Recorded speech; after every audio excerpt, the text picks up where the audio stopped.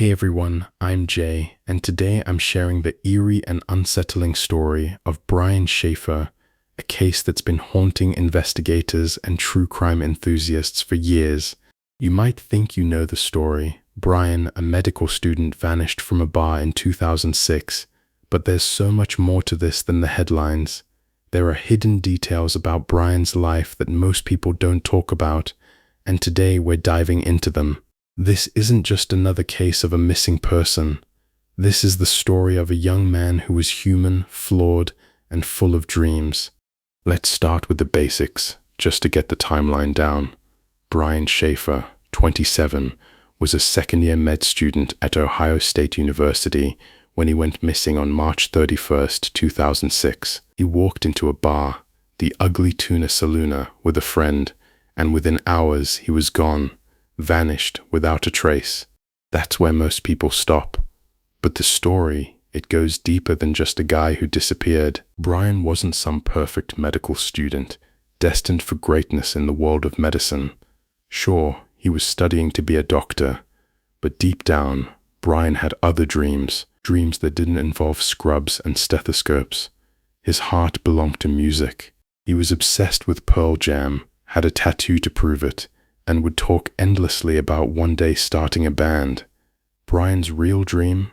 A laid-back beach life, just like his hero Jimmy Buffett. That's what he really wanted. But reality had its hold on him. He was torn between his mother's wishes, she, a nurse who had always wanted him to follow the medical path, and his own desire to escape into something simpler. But here's where it gets interesting. Brian wasn't the golden boy that many believed him to be. Sure, he was friendly, the kind of guy who could turn a stranger into a friend in minutes, but there were things about him that didn't fit the perfect student mold. For example, Brian had been arrested for a DUI a couple of years before he vanished.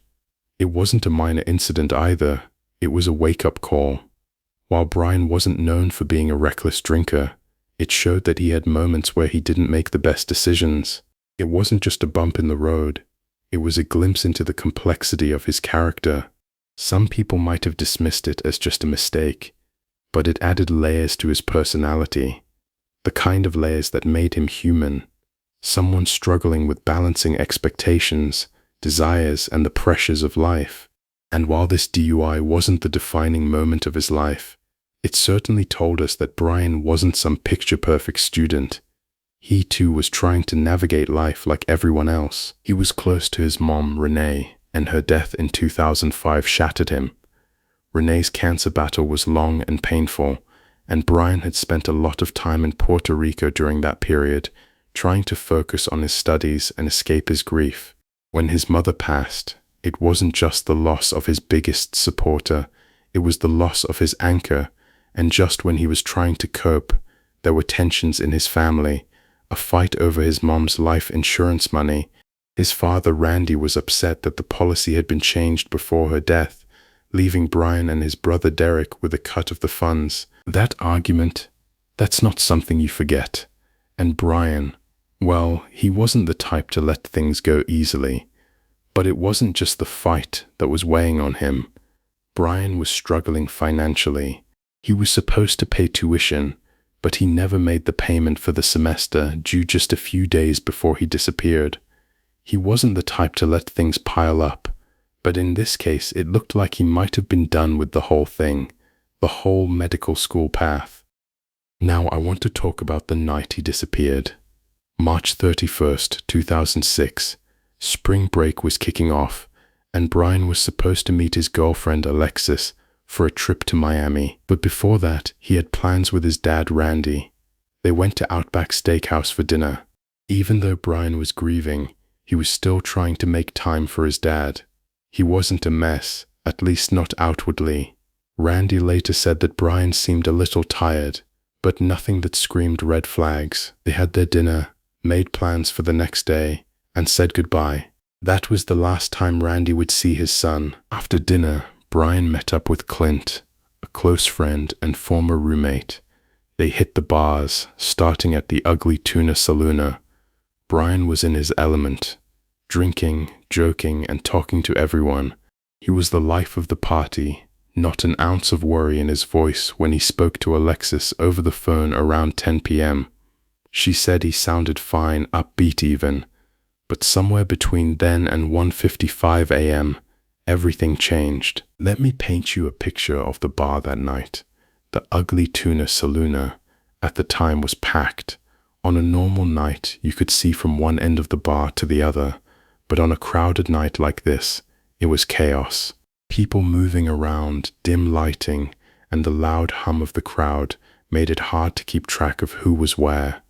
That's what makes this so unsettling. At 1:15 a.m., Brian and Clint were seen on the escalator entering the bar, but by 1:55 a.m., Brian had walked off to talk to a couple of girls, Amber and Brighton. According to Clint, Brian was flirting, talking to anyone and everyone. It's hard to imagine that a guy in this mood, surrounded by people, would just vanish, but that's exactly what happened. At 1:57 a.m., Brian was seen standing outside with Amber and Brighton, but at 1:59 a.m., he was gone. That's the last confirmed sighting. Here's where it gets interesting.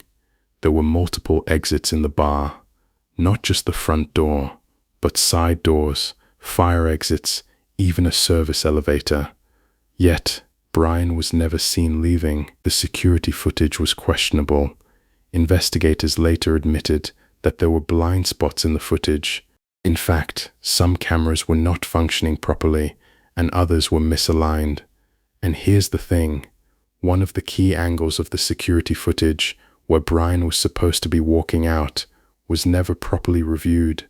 Officers even stated that in their initial review of the footage, they didn't account for certain exits that might have been used. This is a detail that raised a lot of questions. Was Brian missed because the footage was incomplete? Was there more going on here than we've been led to believe? This is where the story starts to blur. It wasn't just the fact that Brian was missing. It's that so many things were overlooked. Footage wasn't reviewed properly.